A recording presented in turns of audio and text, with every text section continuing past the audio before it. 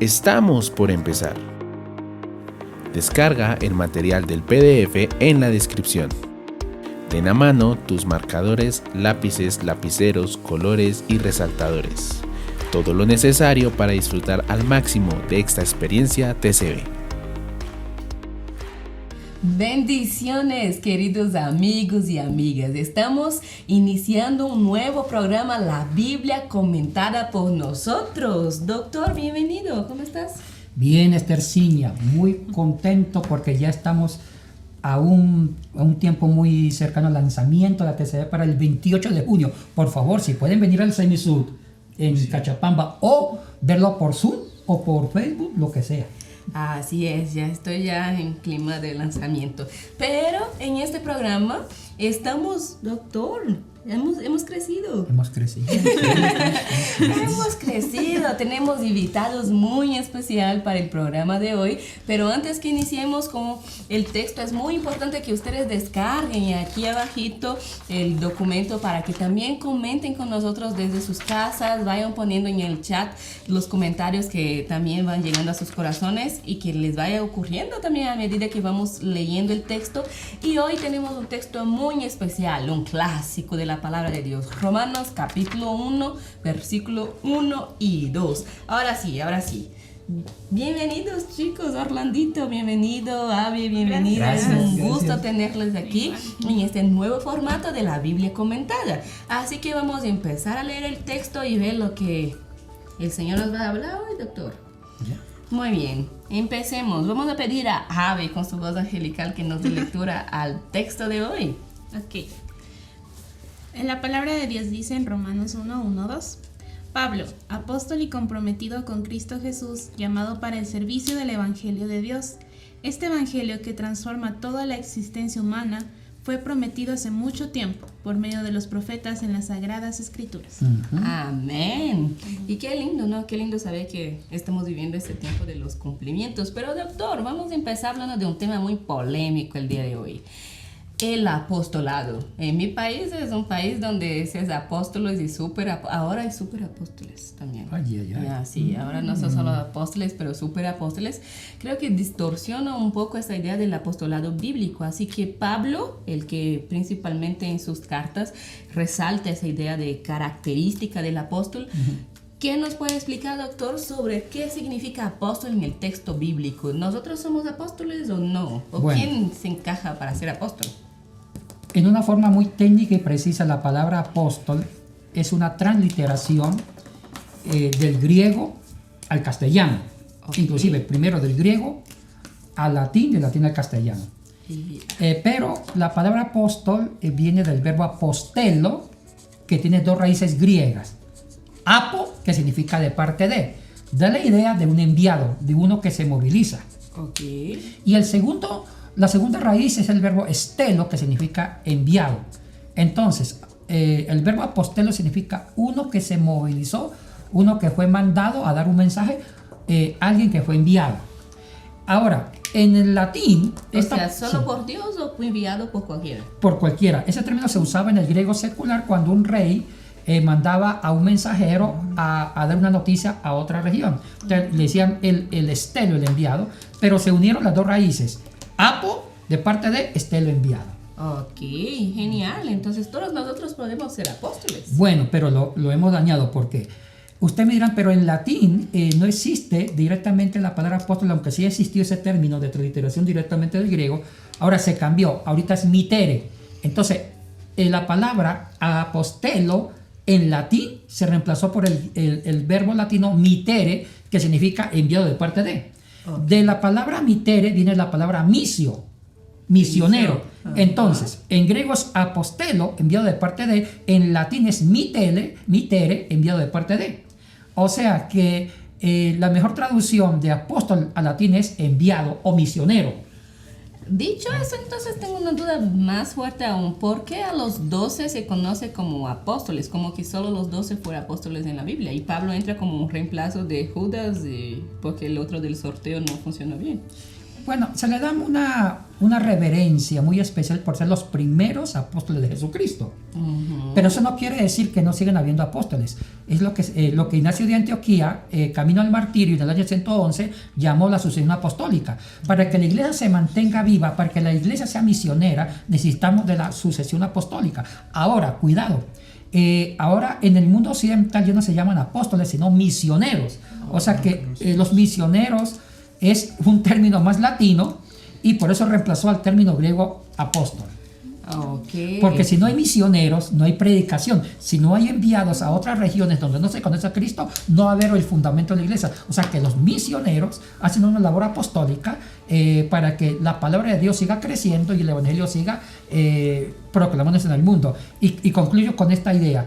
A mí me preocupa porque la gente diferencia entre un misionero y un apóstol y no son dos términos diferentes. Lo que pasa es que el uno es en griego y el otro es en latín. Es la misma chicha en diferente vaso. Ok, eso es bonito, porque, o sea, incluso creo que se superestima o se aumenta mucho la idea y no cumplimos lo básico, que es la gran comisión, que todos estamos llamados a ser enviados de parte de Dios para compartir el evangelio con todos. Pero doctor, creo que hay muchas otras preguntas que podemos seguir ahondando aquí, profundizando en este texto, pero vamos con Orlandito. Orlandito, cuando lees el texto, ¿qué es lo que te salta? Pues sí, creo que me gustaría también preguntar, ¿no?, acerca del apóstol, si es que Pablo entonces estaba refiriendo más, no tanto a algo jerárquico, sino tal vez algo un poquito más servicial, Sí. porque tal vez nosotros lo hemos tomado así, ¿no? Él se está diciendo, no, yo soy el apóstol, como que apártense de mí, pero tal vez él se está refiriendo a otra cosa y es por eso que usted en la traducción de TCB lo trata de poner de otra forma, porque ya vemos que dice comprometido con Cristo, llamado al servicio. Hay una palabra, Orlandito, muy importante, que es comprometido con Cristo. Si ustedes leen en otras versiones, va a decir esclavo siervo. Si leen Romanos 1:1, en otra versión puede ser que se encuentre con la palabra yo, Pablo, apóstol y siervo de Jesucristo o esclavo de Jesucristo. Vamos a esta explicación. La palabra siervo esclavo es doulos. Viene del verbo doulo, que significa estar esclavizado. Pero esa definición de estar esclavizado está en el dialecto jónico y ático. Pero en el dialecto de los abogados, que lo inventó el famoso Ptolomeo, uno de los 4 generales de Alejandro Magno, en el dialecto jurídico ptolomaico dice estar comprometido en matrimonio. Entonces se ha descubierto que el romano se escribe en un dialecto koiné ptolomaico y la palabra doulot hay que traducirlo como comprometido en matrimonio con Cristo. Y sabe que tiene más sentido. ¿Por qué? Porque Jesucristo en Juan capítulo 15 ya acabó con el concepto de servidumbre, refiriéndose en relación a Dios. Dice, ya no llamaré, o sea, los discípulos, ya no llamaré esclavos o siervos, Juan 15, o llamaré amigo, porque un siervo o un esclavo no sabe lo que quiere su Señor. O sea que Cristo no quiere que sus discípulos sean esclavos de Él o de Dios, porque Cristo o Dios hizo hijos, que somos familia de Dios en Cristo Jesús. ¡Qué lindo! ¿Por qué? Porque entonces hay que traducir la palabra doulos en un sentido ptolomaico, es decir, Pablo, apóstol, libremente comprometido con Cristo, porque un esclavo se compromete no por libertad, sino por obligación. Entonces, Cristo quiere tener hombres y mujeres que se comprometan con el evangelio por amor, no por obligación o esclavitud. Entonces, esto es algo mucho más liberador. Entonces, por eso, profesor, en la TCB tal vez se prefirió sacar de alguna manera la palabra siervo, Sí. que es la palabra que siempre estamos acostumbrados nosotros a ver en muchas traducciones, y más bien se puso algo un poquito más específico como comprometido con Cristo, ¿sí? Mire, Orlandito, uno de los criterios que tuvo la TCB para la traducción, ¿cómo se llama la TCB? Traducción contemporánea de la Biblia. Y cuando significa contemporánea quiere decir que hay que renovar una gran parte del léxico. Hay un léxico bíblico que está reflejando la cultura de hace 500 años. En la época de la esclavitud, porque hace 500, 1000, 2000, 3000 años había la institución de los esclavos, que era como decir la clase obrera.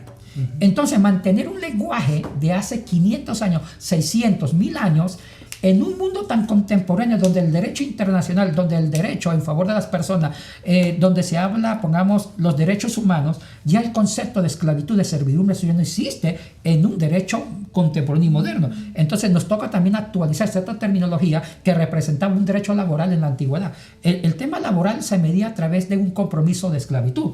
Eso ya se abolió. Ahorita son empleados que también son explotados y gerentes o dueños. Entonces, es por eso que la palabra doló, el griego me permite para hablar de un contrato. Entonces preferimos la opción de un contrato para estar a la vanguardia de un léxico contemporáneo, sabiendo que también ese término sí existe o existía en el griego antiguo. A mí, perdón. No, tranquilo. No, es que a mí me parece interesante que con esta palabra de siervo hemos hecho tanta, tal vez, teología eclesial. Cuando nosotros presentamos a alguien en una iglesia, le decimos presentamos al siervo o este siervo. Entonces sí, creo que ese es un punto que nosotros podemos ir explicando mucho más con la TCB, porque hemos ido cambiando y me parece un muy buen cambio.